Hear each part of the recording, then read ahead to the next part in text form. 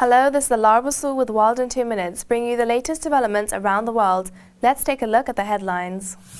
Rescue workers in boats and helicopters worked to save thousands of people trapped in homes and on rooftops after floods killed more than 320 people in the Himalayan region of Kashmir and Pakistan. 6 days of torrential rains have soaked both sides of the divided territory of Kashmir, which India and Pakistan each claim. A senior Indian army official said the Kashmir Valley is facing critical danger. The focus of officials remained to rescue people who are stranded in their houses and provide them some basic necessities.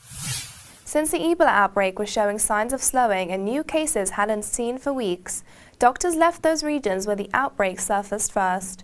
However, new cases of the disease appeared across the border in Liberia and then spread across West Africa, carried by the sick and dying.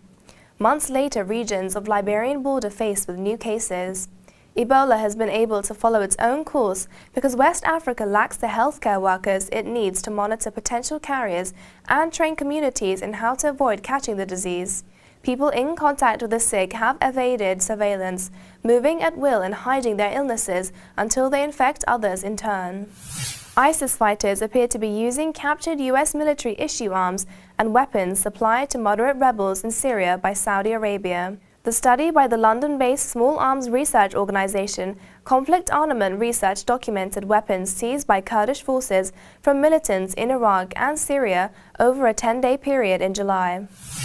The top Kurdish negotiator, Hoshyar Zebari, said Iraq's Kurdish political bloc is heading back to Iraqi Kurdistan for a final meeting to decide whether to participate in the next national government. Zebari, who is also Iraq's outgoing foreign minister, said the Kurds want to participate in the national government, but until now the National Alliance, the coalition of Iraqi Shiite political majority, has failed to make substantive concessions. The main sticking point is the Kurdistan regional government's budget.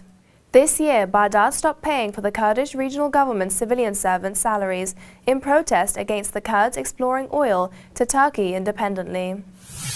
And we have come to the end of another World in 2 Minutes. For more stories and in-depth analysis, you can visit trtworld.com. Goodbye.